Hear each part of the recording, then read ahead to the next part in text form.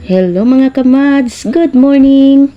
Maaga nga pala akong gumising dahil pupunta ako ng palengke at nakasakay na nga ako dyan ng tricycle mga kamads.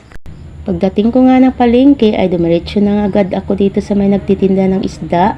Siyempre wala nang patumpik-tumpik pa at bibili tayo ng isda. 200 nga pala ang kilo nito mga kamads at 1 kilo na nga ang binili ko. At samahan na rin natin ng mga lamas. What? Mga lamas talaga?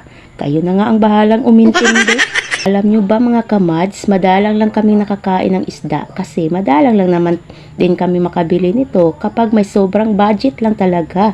At kapag wala ay tsaga-tsaga na lang muna sa itlog at tuyo o di kaya ay noodles. Minsan pa nga ay bibili na lang sa karinderya. Siyempre, kailangan nga nating magtipid-tipid muna mga kamads. Ang importante ay may nakakain tayo sa araw-araw.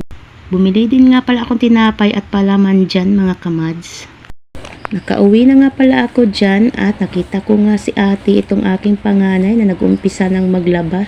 Siya kasi ang nakatuka ngayong maglaba mga kamads dahil Sabado nga at walang pasok.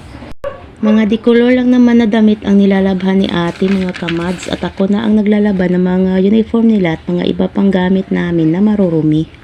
Pasensya na nga pala kayo sa aming laundry area / bathing area mga kamads kasi nilulumot na. Lagi kasi siyang nababasa. Dati kasi meron kaming lababo dito kaya lang di na niya kinaya talaga at bumagsak na kaya tinuluyan ko na lang at binaklas ko na. Anyways mga kamads, nagsaing na nga pala ako dyan at nilinis ko na rin itong binili kong isda at bago pa nga ito madubo.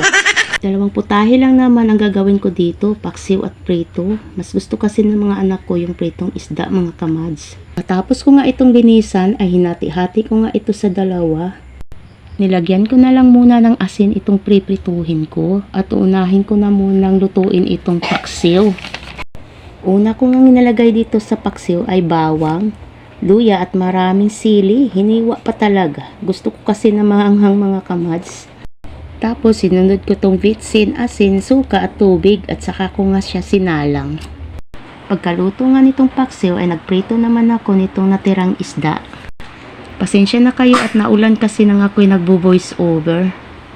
Sa mga oras ng iyan mga kamads ay nagbabanlaw na nga si ate at ako na nga lang ang magsasampay niyan mamaya. Dahil may lalakarin kasi si ate pagkatapos niyang maglaba. Tapos na nga itong aking niluluto at kinuha ko na agad. At pagkatapos ay kumain na nga kami dyan mga kamads. Kain tayo! At yan lang muna mga kamads. Salamat sa panunood. God bless!